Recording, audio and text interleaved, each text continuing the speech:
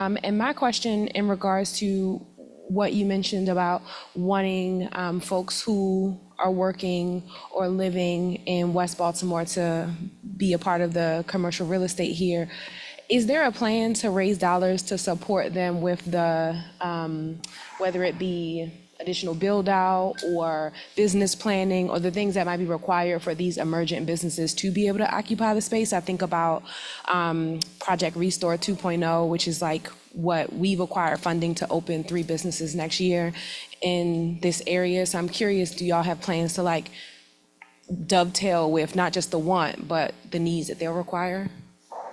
Excellent question, and I thank you for that. So as you guys heard earlier, we've assembled 3 developers, Blank Slate, Enterprise, and Seawall.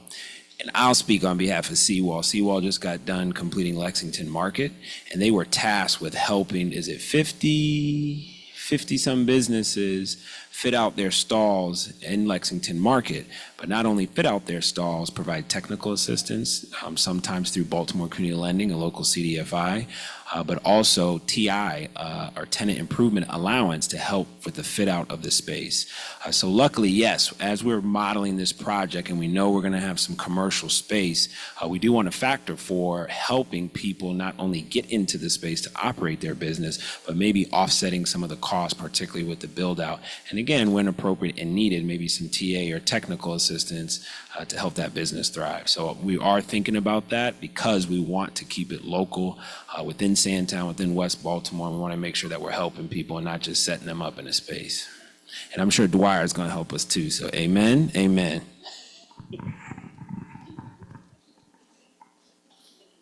How you doing, brother? My name is Kareem. My wife and I are residents here in this neighborhood. Just 3 quick questions. I think you answered one of them because I was concerned about the green space that's right behind this building. It looks like you guys are going to go ahead and keep that and not touch it. Okay. I know that Amtrak is also working on a project in this area. Can you tell us how this project is going to tie into that, or are you having any communications with them to communicate with them and collaborate with that project as well? And yeah, and that was it. That was it. I'll yield to the team, but I don't believe we're impacted by the Amtrak tunnel project. Fran? We haven't really had any discussions with anybody about the Amtrak project. However, it's possible and even likely that there may be some zoning and overlay changes that might impact this property that actually might make it a little bit easier for us to build here. And it has to do with the transportation hub and the way that that's seen by the city in their master planning. We're way away from that. And if Councilman Torrance was here, he probably could speak to that.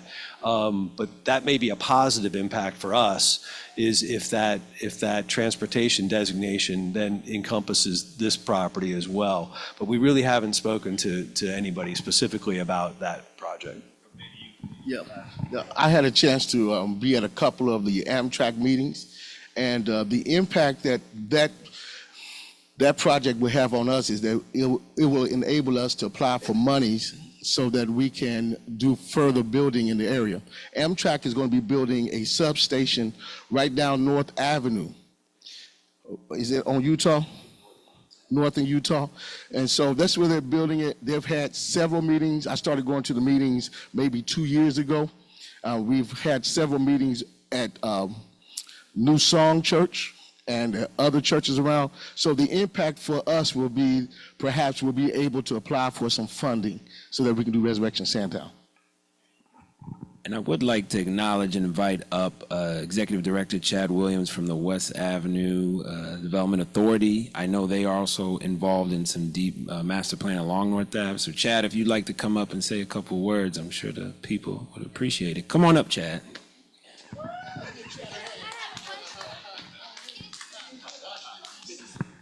You see how he set me up? I came in here just like a regular resident, just trying to listen in on this development. I really don't have, so everybody knows about Antonio Hayes creating a State of Maryland's West North Avenue Development Authority. And so I'm sure y'all see the work that we've done at this intersection and cleaning it up having an unarmed public safety team. And so this intersection looks cleaner than when I first started this position. So I'm really happy about that. So what I will say, two things. One is about this project. Two is about the comprehensive plan and how this aligns. And then third, about Amtrak. So the first thing is that we know we need strong revitalization in West Baltimore. We haven't had equity or parity, as you know, what happens in East Baltimore, downtown, Harbor, or around Johns Hopkins, right? And as David Bramble says, these projects are tough. And they're going to take a collaborative approach. And that collaborative approach means that you as residents have to tell your other residents, your other citizens to get involved so that your voice is heard. And one of the things I will take in, we need to take in consideration, if you think about it, when we started our comprehensive plan back in September of last year, we had a good number of residents that said, hey, I didn't know about it, right? And then we did mail-ins. And then we did more mail-ins. And then we asked for people to sign up on their emails. And so what happens is it's a snowball effect. It builds up. Just because you didn't know about it now doesn't mean that other people will join you in the future. And that's how we build up an avalanche of support for this. It's through that one little snowball that keeps rolling. Next thing, so this Saturday, our comprehensive plan will be rolling out this Saturday at, Unity Hall, 1501 Utah Street. And this is an important. So if you missed all the other ones, shame on you. But if you missed this one, you're going to be in trouble. And I'm going to tell you why. So after a year and a half of planning, we are going to be rolling out site plans and building concepts for 8 focus areas along West North Avenue. That's 31 to 3200 block, our Walbrook Mill site, the Live at Coppin area. So, there's a brownfield area south of Baker at Baker and Warwick. We have a design concept for that, design concepts for around West North Avenue and Smallwood, where the Image Center is. And then we got about 4 concepts for Penn Avenue and West North Avenue. And so this is important for y'all to show up. And then the West North Avenue McCullough area, and then the 600 block of West North Avenue. And so this is going to be an opportunity for you, once again, to say, did we get it right? Did we listen to you? We completed the comprehensive plan and everybody liked that with the strategy, goals, and objectives. Now we're taking that and taking it to the next step and saying, this is what in West North Avenue will be envisioned. So I'm sorry, good question. 10 a.m. to 12 p.m. All right. Yes, ma'am. Yes, this Saturday, October 26th. No, not us. We do our comprehensive plans on Saturday. Yes. And then Amtrak. So one thing Reverend Hudson left out. So Amtrak has committed $50 million over 10 years to invest in this West Baltimore community all the way down to Edmondson. And one of the things we need to make sure is that nonprofits like Resurrection Sandtown are at the forefront of receiving those funds. All right. And Lady Breon, you didn't properly introduce yourself. You introduced yourself as executive director, but you also are poet laureate for the state of Maryland. Come on now, give yourself a hand. Come on now, you got to claim it now. Claim it, my sister. Did y'all know y'all sit? That's right, you got to claim it. Go ahead, my sister.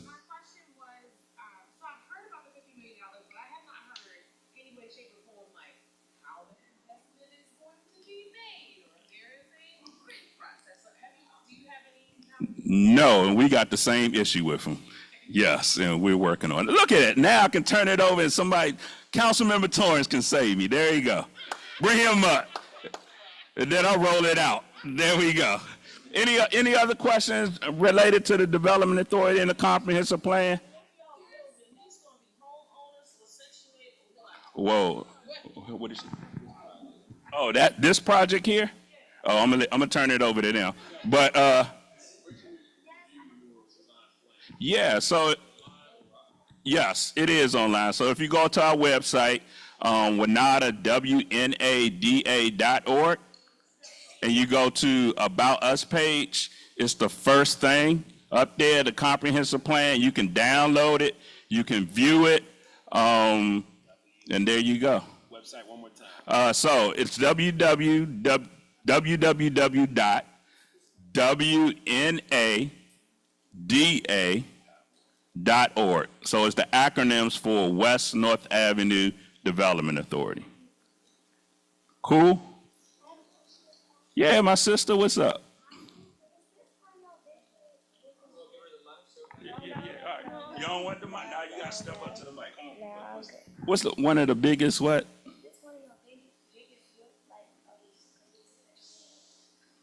Like communities? Biggest project? So her question is this like one of our biggest projects we working on? So first of all, I would actually say no. The biggest project would be for us is redeveloping the Walbrook Mill Lumberyard site. So we're going to be bringing a makerspace facility over there, similar to the one that's in East Baltimore. And then actually we're building our offices there. Our offices are actually being built by Blank Slate, by Alex Aaron. We actually funded him to build our offices. So there's going to be a state office there, and then there'll be some offices for our staff, and then some offices in the lower level for state officials. Go ahead. Street lights. So she's asked, when are we going to get street lights? That's a good question. So we have a transportation development officer, Eric Lane. How many people participated in his walk that he did at you didn't. Participate. He did an intersection walk about street lighting, streetscape. And so we'll be actually rolling that out in March at our next comprehensive plan, which will have a totally new vision for how streetscapes look, all the way down from the 3200 to 600 block of West North Avenue, from improved crosswalks, lighting, pedestrian safety, streetscape with green space, so all of that. And you'll see a little bit of that on Saturday, but that will, on March meeting, that will entire all of the streetscape planning. And then in June of next year, we'll finalize everything about this comprehensive plan regarding green space. So repurposing of Easterwood Park, Herbert Street Park, Cab Calloway Park, Wilbur H. Park, all of these spaces, and looking at that. And so this is the rolling out process. I'll give you one more question. You got one more question? You good? Thank you. I look forward to seeing y'all all on Saturday, and I'm out. We'll turn it over to Councilmember Torrance. Thank you, Chad. Councilman? Good evening, everyone. I'm Councilman Torrance. Forgive my delay. This is my third stop in an hour. I had to go. I'll give you an idea. I just came from meeting the new portion of the 7th District over in Charles North, because we now start at North Avenue and North Avenue and Coward Street. So I had to go see my East Baltimore friends to discuss some things that's happening in their community, come back over here to Woody and Monroe right there near CFUF, talk to them while they were having their first community meeting in 4 years. So I had to make sure I stopped by and say hello to them, and then I'm here. It's going to be a busy night, but I still got to be home by 7:30 to put my babies to bed. But I'm happy about this project. I'm here if you have any questions about what's happening along the corridor. Right now, before the City Council, we are discussing our comprehensive master plan. Part of that has us re-envisioning not only Pennsylvania Avenue, North Avenue is transit-oriented development, which allows us to build density similar to this project so that we get access to a lot more of things. I say that because, let me give you an example. Our friends in Northwest Baltimore are planning a transit-oriented development right next door to Social Security on the parking lot of the subway.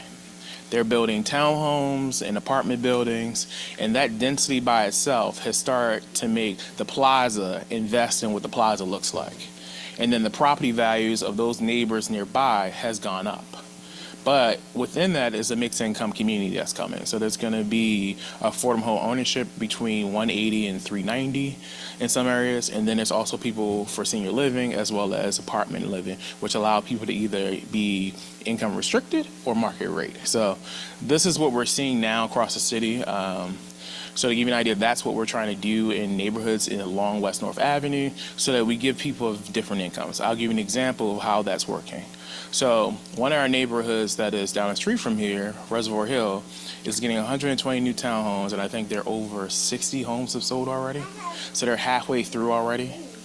And they had an interest from a lot of people that look like me that wanted to buy those homes. Because of that interest, they're now getting a grocery store. And now we're doing the development in the upper portions of Penn North. We're a new recreation center, Charm City TV. The investment's coming, the people are coming. And it's interesting because when I've been talking to BDC and others, the people who are coming look like me, right? And we're looking at it in a way where this is an experiment for the city where we're bringing in not only middle income Black people, higher income Black people, but low income Black people and protecting them. And everyone's seeing this as an opportunity area. And prayerfully, if Chad and Wanata gets it right, I get it right, working with community, we can make it go along the entire West North Avenue and start filling in where we see blight so everyone is invested, everyone feels connected. So everything that's happening, I named my son Nehemiah for a reason because I believe that we are technically the Nehemiah generation because of everything that's happening in the world.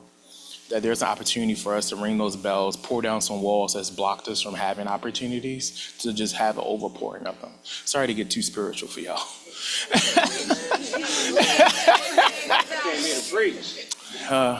My past life, I went to theology school for 2 semesters. 2 semesters. But that's what's happening. I'm happy you guys are here. You're being intentional and being participants of this because what I don't want to happen is what happened in East Baltimore. Community wasn't at the table and everything just happened around them, right? I still remember my grandmother lived at 920 Broadway, and now the house was sold for $400,000, right? My family moved out.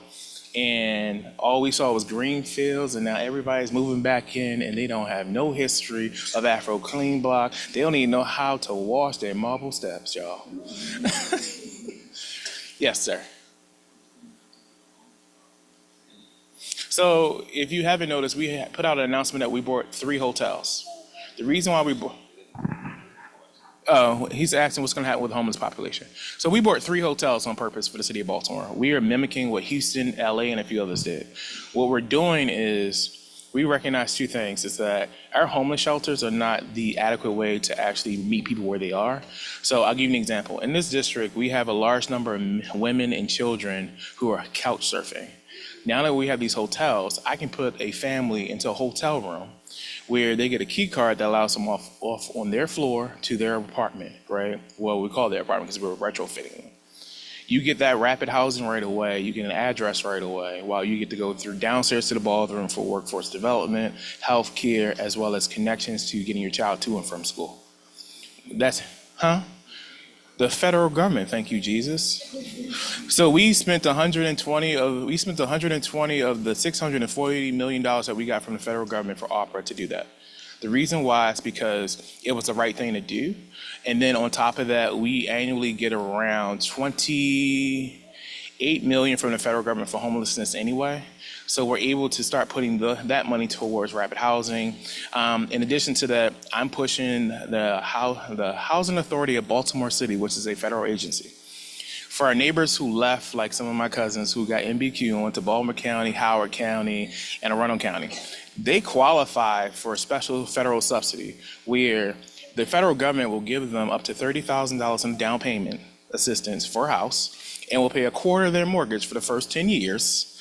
And people in Baltimore City, only one person has ever gone through the program successfully. But we have over 37,000 households that qualify that left the city of Baltimore that can actually do it. So while as you see it, we're being intentional about this. MBQ, Section 8 vouchers, anything that is a voucher-based program, it is cheaper to put someone into a home and to pay a quarter of their mortgage than to actually pay the voucher for 20, 30 years.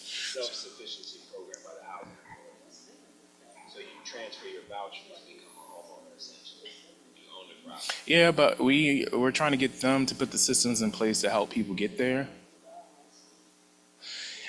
Well, the way this market is going, it's bad. I mean, so like that's the thing I'm doing right now. Right now, I just found out that the market rate in this district for a 2-bedroom apartment is around $2,100, right? Yeah. Listen, I get it. I think, when did I rent an apartment? Back in 2016, when I first got married, it was the first time I rented an apartment.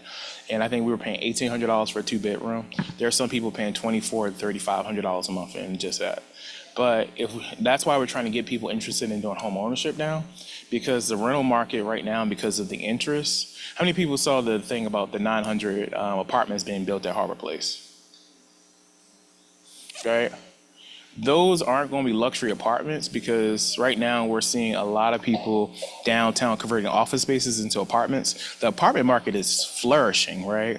Because people like me who just don't want to own a house no more are like, I can see myself moving into apartment, but the pricing for apartments has gotten out of control. There's a reason why we've now seeing, like, it's so bad that we've seen some of our very nice market rate apartment buildings offer police officers like half the price of rent to move in, to have officers live in their buildings. So we're seeing a market that is emerging. The good news is with Harbor Place, at least 180 of those units will be affordable housing because of what we just did with the city law for terms of inclusionary housing, right? So it's happening. Everything's happening. I just want people to be aware that, like, we have to be intentional about it. Also, I'm gonna give you a quick note. Please vote yes to giving us control of the Baltimore City Police Department. You can vote on everything else how you feel, but I think we need to have control of the Baltimore City Police Department. We have not had control since the Pratt Street riots during the Civil War of the Baltimore City Police Department. Oh, Lord, I think that's G. No, H is to put me out of job. Yeah, but I can't say that in here. But the other ones too. So I would say G, because that is about good, effective government. I'll give you an example of why we need that local control. Anybody ever heard of no-knock warrant? If we have that authority, we can ban no-knock warrants in Baltimore City. Until then, we can't. And if we don't, we got to go to the General Assembly and ask them permission to ban no-knock warrants. And I can tell you, as someone who has helped with getting the police department back to where they are, no-knock warrants are not good for anybody. It's not good for officer safety. It's not good for the public safety, because you don't know what's behind the door without actually knocking. But this is what I want to leave you with. Please, please keep coming. Thank you, Alex. And where did Rodney go? Pastor, I appreciate you. You have a question, sir?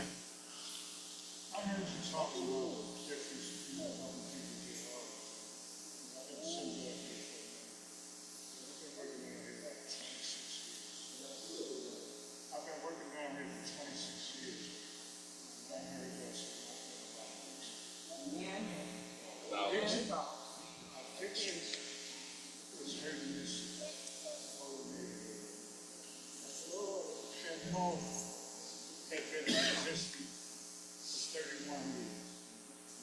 Every time we come to the meeting, some people always say they ain't know nothing about them. They should know about them. They North have been doing some good things for this community. Come out and meet my boss and us, we can see this. Our recovery wellness center has been up for like 3 years and a half. We have conducted a job readiness and workforce development, helping addiction. In 2022, we have helped at least 120 people get jobs.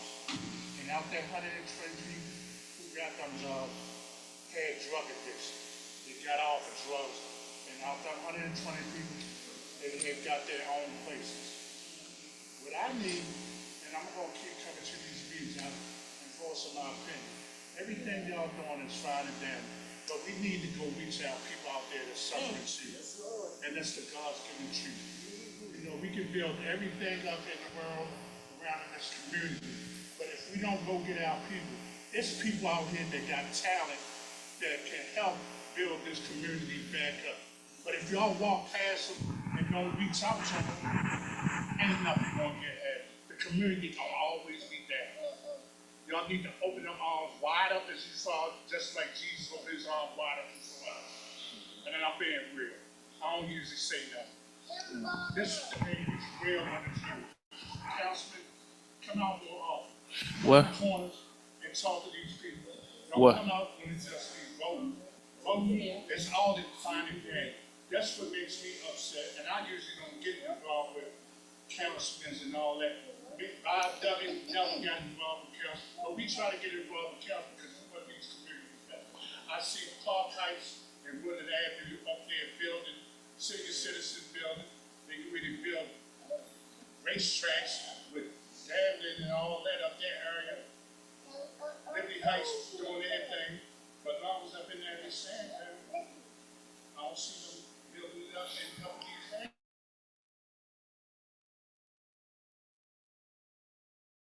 It's fine, Bob. Treatment like this out. So, Bob, that's why we gave the city of Baltimore and the mayor authority to do affirmative litigation against CVS and others about the opioid crisis. And that's why Penn North got $2 million from that actual settlement. We are now going to appeal to the state Supreme Court because the judge just yesterday told us that we had to be limited in terms of that, in terms of our damages, right? So we've now collected over $130 million just going after people for doing it. But some of the neighbors in here will tell you, I walk these streets. I literally will tell you that I can tell you drug dealers and who they sell with, right? Because it's a conversation about having with people. I'm a boy from Latrobe, right, Bob? But I recognize two things. While we have an addiction crisis, we need to figure out two parts, and this is the conversation I've been having with state officials. We need to do with treatment like we did with the Affordable Care Act with just on any health facility. We treat you and fund you based off who gets off, right? Because the inundation of people who are just bad actors is increasing in West Baltimore out of the wazoo, right? And we need to fund people appropriately who get the results done. And to give you an idea, we just switched with our workforce. I'll put it like this. Everyone that comes to a city council person say, I have a workforce development program, right? We have, through MOED, a coordinated access now so that we can be exactly and say, what is those success rates? Because we have people lie to us, and then the numbers don't shake out, and we invested funding. That's why we have now shifted, thanks to MCB and others. We're building a brand new office of Mayor's Office of Employment Development right there at Linden and North Avenue, which we will eventually own that $60 million building. But we're going to do job training there. We have people actually through MOED who know people who have addiction or an actual criminal background that look past it, right? We have those relationships. So I think that while you say it's there are resources there through the city that people just don't tap into. That's why we had to go door to door in Sandtown when we had the COVID-19 and we had rental assistance because we only had 12 applications in Sandtown. All right, but I was seeing applications in other neighborhoods, and this was disproportional. So we had to do that, and then we had over 800 applications from just knocking doors and say, you can fill out this form, we can give you access to this federal dollar so that you don't get evicted. People didn't know. Because I've been calling your office, and I walked up Pennsylvania Avenue, stand on the bus stop, and so I called for 911. Why is it not just me? I'm concerned about the children that walk through their traffic, their drug traffic. Police sit there and let them sell their dope. And the reason why they say they don't stop them because they do an investigation. This been going on since Freddie Gray. Who smoked? So I will tell you that I don't think it's been taking too long, but there's been 3 federal indictments and 74 convictions in the past 4 years, right? The issue we have here is you get rid of one set of people, there's a demand, right? So I'm gonna have to find a supply to address the demand. We literally, every time we've had a federal indictment, we literally count the number of days, how quiet it is, and then everybody comes back, right? So what day was it quiet? Because I work Monday through Friday at 067 Elementary. So I can tell you when we indicted the young men who were stealing cars and selling fentanyl right off of Bloom Street around the corner, it was quiet for 3 days, right? Talking about Pennsylvania North, where those children, I see, walk through there, getting on the bus or getting off the bus, they selling those police right there. And the answer to the question was for me at the state fair, because the same officers from MTA was there. I was like, how would you allow them children, those people to sell that dope and, y'all standing right there? Their excuse is because of Mosey, what she put in the when she was in office, all these excuses, these justifications. When is it gonna stop? So- As soon as these houses come, I bet you will be gone. So if I were you, ma'am, if you saw a Maryland Transit Authority officer who saw an actual drug transaction, which is a state agency, you're welcome to file a formal complaint against that officer for not effectuating their police powers. You gotta file a formal complaint with the state, with MTA police, right? Because my office can only help with Baltimore City police officers. MTA has the corner of Pennsylvania North Avenue. That is their jurisdiction around the subway station. And if you see them not doing something, you can report it. I'll give you an example. If it's not something directly related to the MTA, then they don't have to. You should file a formal complaint, because I've had this conversation with their superintendent, because if you're at Mondawmin, I've seen them make arrests for young people smoking marijuana sitting on the bus stop, right? So you should file a formal complaint with their superintendent and saying they're not doing this thing, because that is the only way they're going to be held accountable. I'll give you an example where I had people complaining that they were stopping them from driving in the bus lane, but they weren't stopping people from doing drug transactions that they saw on their face, right? So you should report the police car number, the time of day, and you can file that formal complaint with the state, because every officer that is a sworn police officer in the state of Maryland goes through the Maryland State Police Training Facility. They all are trained the same. They won't give up their ID number, whatever. What's the next step? You should file a complaint and give the actual number at the bottom of their bumper, which is attached to an officer who has to sign it out. Every police officer has to do a run report on their police car. And that run report has to have the number of that car, the mileage that they put on that car. And attached to that run report is the officer who was actually physically in that vehicle. So not just MTA, let's talk about the police, the city police, about them just sitting there letting these others do it. Right there as you go up Pennsylvania Avenue to the left, not in front of the subway station. What can be done about that? I can tell you that there have been arrests that have happened in this area. I can tell you that the felony drug arrests right now for this year is over 200, right? There have been over 200 felony drug arrests in Pennsylvania and North Avenue, right? There's been arrests, especially after the homicides that happened this summer. We had 5 over 3 weeks. There have been arrests. The question is, we need to figure out how to get rid of the demand, right? Because I'm just gonna be truthful with you. Until we get rid of the demand and we start thinking about intentionally how we get rid of it, the supply is always going to be there. It's just basic economics. Before y'all go on with your next question, let me say this. I live over here on Sanford Place. We had drug dealers up top and drug dealers at the bottom. They gone. Baker and Carey Street, all the way down to Baker and Gold Street. Y'all remember, we petitioned to get those cameras up there, didn't we? Y'all remember I used to take those speakers out and preach to every drug dealer on the corner. Them drug dealers are gone. You can go straight down, Pennsylvania, Cumberland, and go. So it is changing. It's just going to take a little time. It's going to take time. It ain't going to happen overnight. It was going on before Freddie Gay. It's less now. It's less than what it was then. If y'all remember, there was a time you can walk down Pennsylvania Avenue and you couldn't even get through. But you can do a little bit better now than you did before. But listen, we can't spend all day on that, because we here to,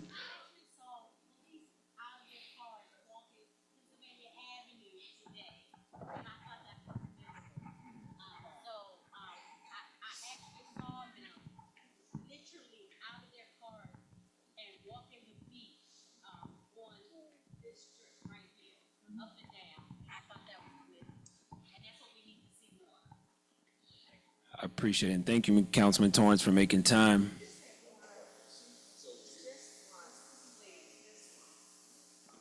Yes, ma'am.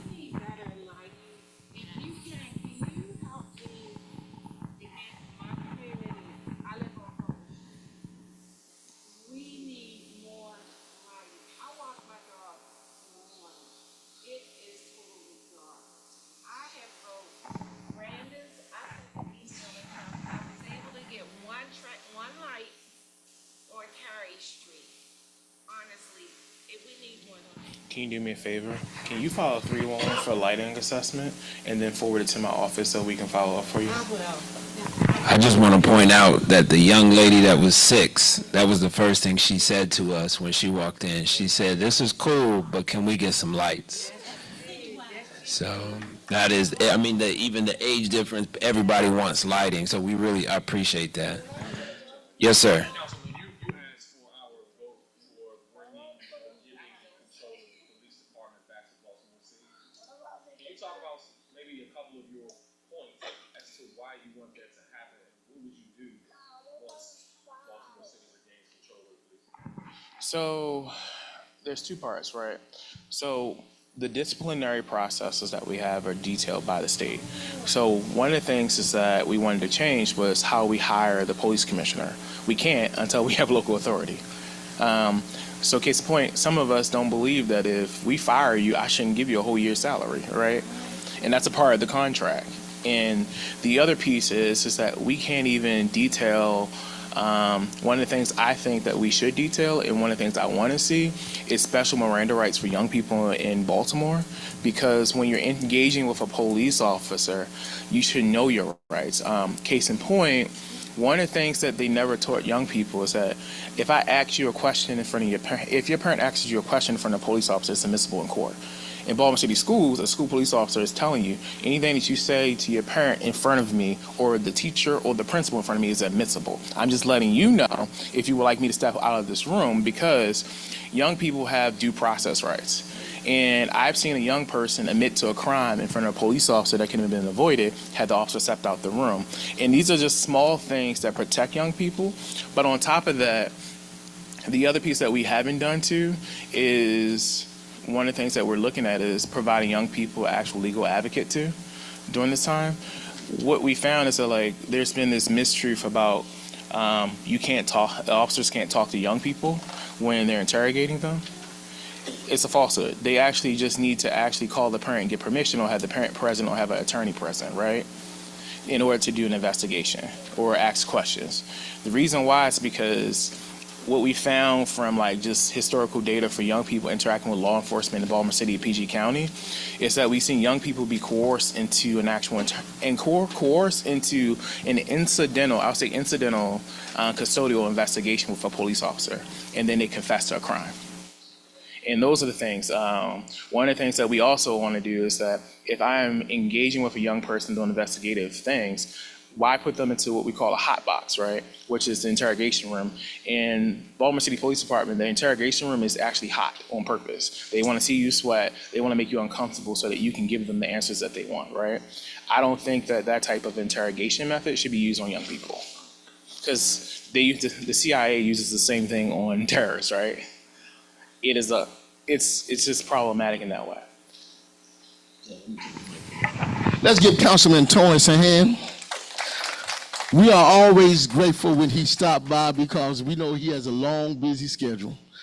Councilman, thank you so much for taking time out of your busy schedule. And if anybody got more questions for Councilman Torrance, catch him before he leave out that door. All right. Okay, go ahead and let's finish this one. Thank you, Reverend Hudson. And is it Mr. Bob in the back? Is that Mr. Bob? Is it Bob? Bernard, Mr. Bernard.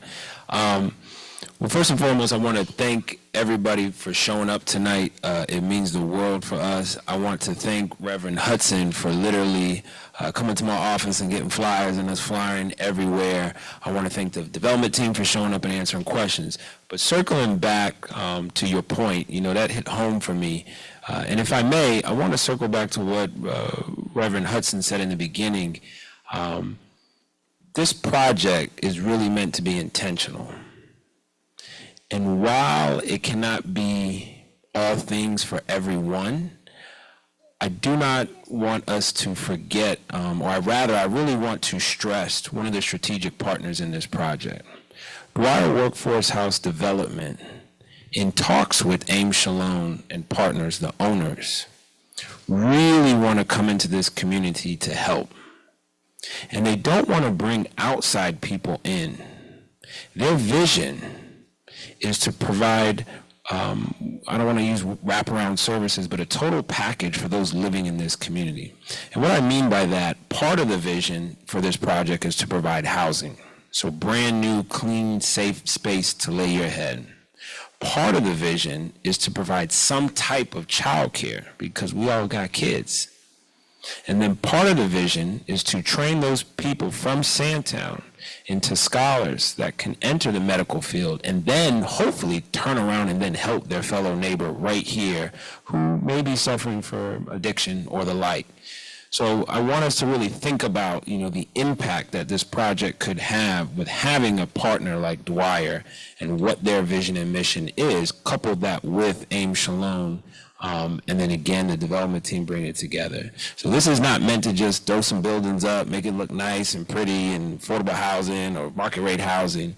It's really meant to be a village almost, if you will, and create a place where we can live, where we can get trained, where we can work, and where our kids can, have a safe place to go to. So I appreciate that comment. It means the world to me, and I'll make sure personally I take that back to the team as we're thinking about Sandtown, as we're thinking about this project, and again, do our best to swing for the fence and hopefully touch as many lives as possible. So thank you, sir. I appreciate that. Everybody else, thank you. Please fill out the surveys. Again, we're hoping to host this quarterly.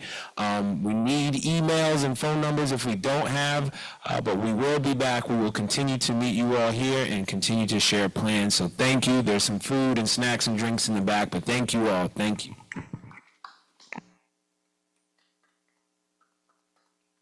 If I didn't get to your house, let me know. I'll be by there. All right? Joyous, I'm coming to see you too.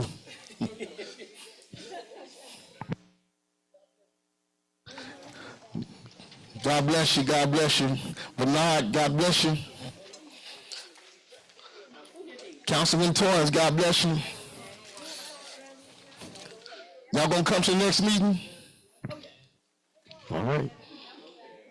Bernard, you come to the next meeting? All right. Mr. Suzuki, good to see you, my friend. You will be back. I'm glad my Arch Social Club brothers came out. I love you.